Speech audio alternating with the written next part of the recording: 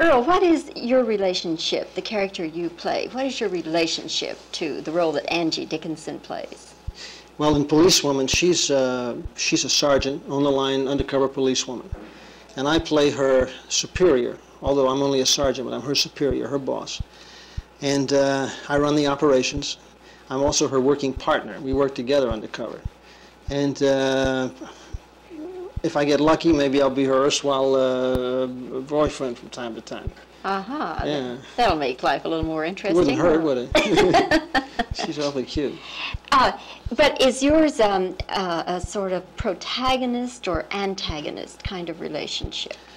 I think there's a certain amount of needling that goes on, because like a lot of the policemen today, they're little, they really don't know how to react to the policewoman. I mean, especially today, more and more today, there's a new thing here in Los Angeles called unisex in the police department, and the women are going through the academy just as the guys are, you know, and they're doing all the obstacle courses, and they're doing everything that the guy is doing, or trying to anyway, you know, and it's a whole new program.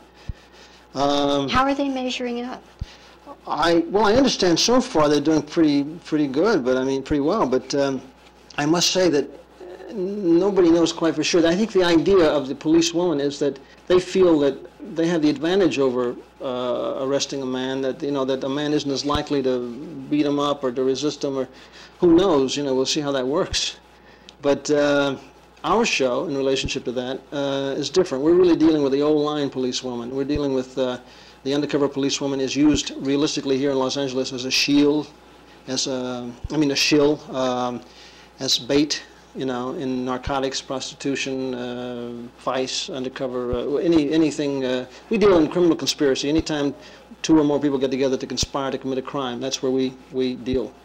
So even though she might do well, I would have to grudgingly give her, her due. Because the relationship, as I understand it, will be that kind of a relationship. It'll be kind of a zinger relationship. And then where does Joseph Campanella fit into this? Well, he doesn't. He was in the pilot, but he was in the pilot. Oh, he's not going to be in the No, he was like a heavy in the pilot, yeah.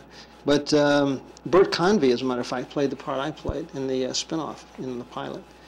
But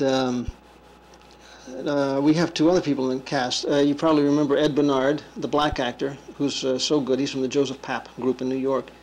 And also Charlie Deerkop, wonderful character actor, little guy. And I know him from the Actors Studio. He's a marvelous guy. So it should be a fun group. Yes. Yeah. Well, the people involved are certainly people with good credentials, so that says an awful lot. I wanted to ask you about one thing that you've done in the past, and that was when you did The Rainmaker with Katharine Hepburn. Was that a very special thing in your career? Oh, it sure was.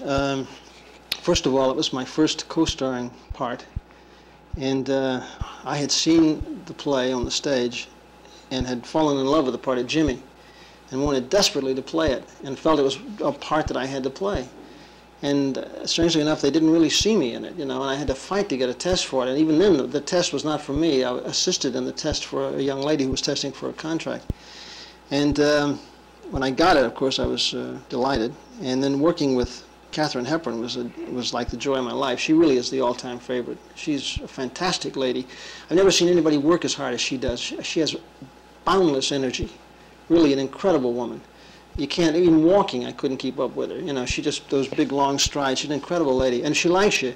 She never stops kidding you. She rides you all day long. We had a wonderful time. That was a joy to go to work in the morning. Yes. And when you say she would ride you, just sort of, what do you mean? She would kid me about I'm a lethargic guy. I'm really not like she is, and she would always kid me about my laziness, and she called me, she never called me Earl. She nicknamed me Sandy. And she gave me a book at the end of the show, and it's To Sandy from Kate. Well, nobody will ever know who it's from or who it's to, But she's, I don't know, she's my favorite lady as far as actresses are concerned. I once sat in on a press conference for about an hour and a half with her, and I'd always been fascinated with this lady, but I know what you mean. Just being in her presence is a very special experience.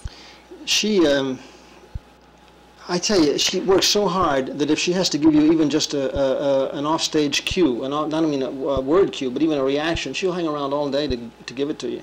You know, when Oh, it comes for boy. your close-up, she'll wait around all day just to be there. You know, they aren't all like that. Believe No, me. no. Earl, we wish you the best of luck in your new series, and thanks Thank for you, being Bobbie. with us today. Thank you. It's my pleasure.